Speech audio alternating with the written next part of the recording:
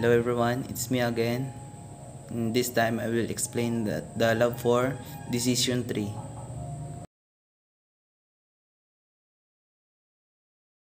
In cell 1, importing required libraries.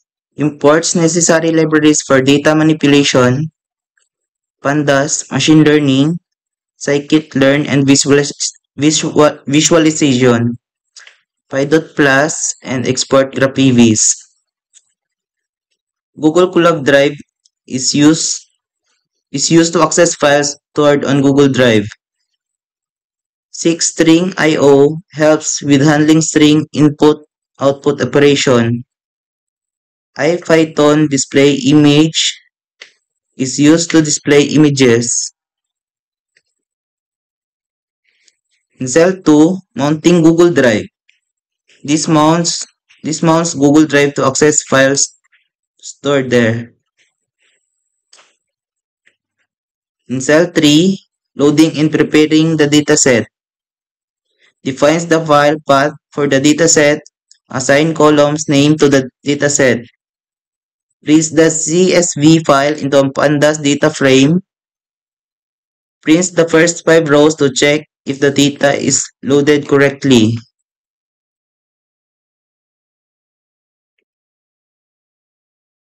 In cell 4, feature selection, select independent variable x and the dependent variable y.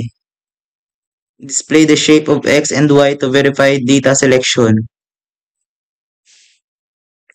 In cell 5, splitting the dataset, splits the data into training 80% and testing 20% sets. Use random state equals to 1 to ensure reproducibility. Prints the shape of training and testing dataset. In cell 6, create a basic decision tree classifier. Trains, fit the classifier on X train and Y train. Predicts label for X text. Prints the accuracy score. In cell 7, use export GraphViz to generate a visualization of the train decision tree. Converts the tree into a graphical format. Only PNG. Display the decision tree.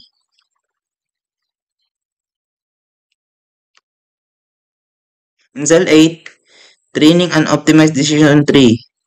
Creates an optimized decision tree using entropy as the criterion instead of default Gini. Limits the tree depth to 3 to prevent overfitting. Trains and evaluates the improved model. Prints the accuracy score. In cell 9, visualizing the optimized decision tree.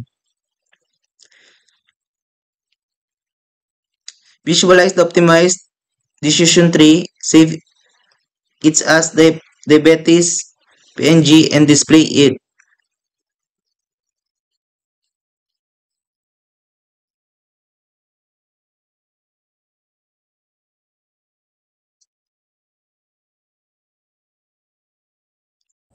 And that's all. Thank you for watching.